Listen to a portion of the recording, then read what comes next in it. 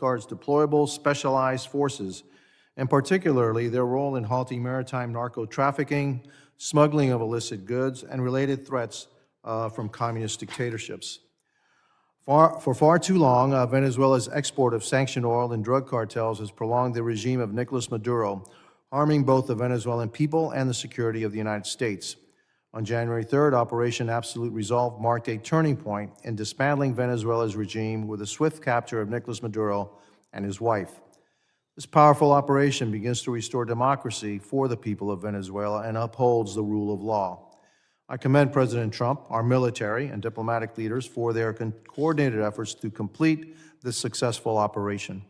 This decisive action sent a clear message to adversaries worldwide.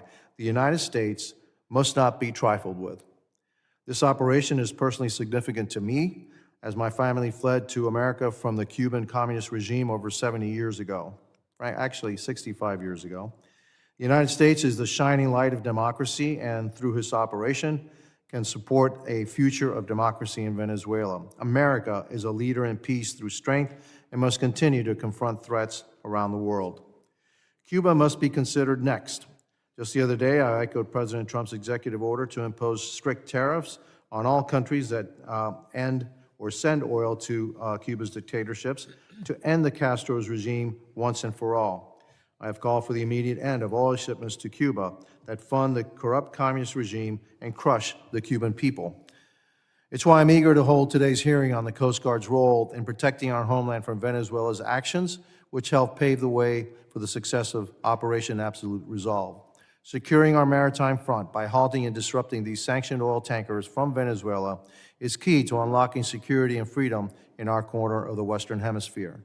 We are grateful for the Coast Guard's bravery and exceptional tactical operations to properly conduct these right of visitation boardings and seize vessels found in violation of U.S. and international law.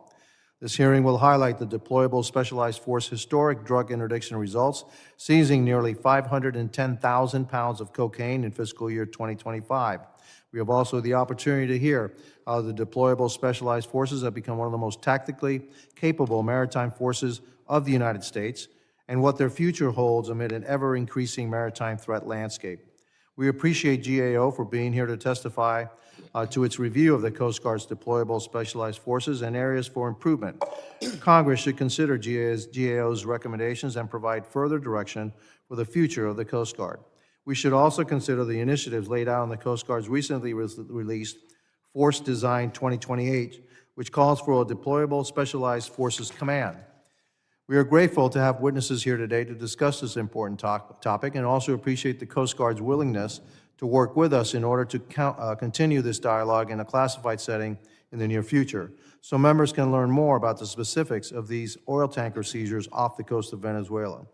Hearing directly from operational leaders from the Joint Interagency Task Force South would be beneficial for members to receive further details on operational impacts, emerging threats, and any ongoing challenges. Thank you, and now I recognize the gentleman from Louisiana, Mr. Carter, for sitting in for Ranking Member McIver today for his 5 minutes for an opening statement.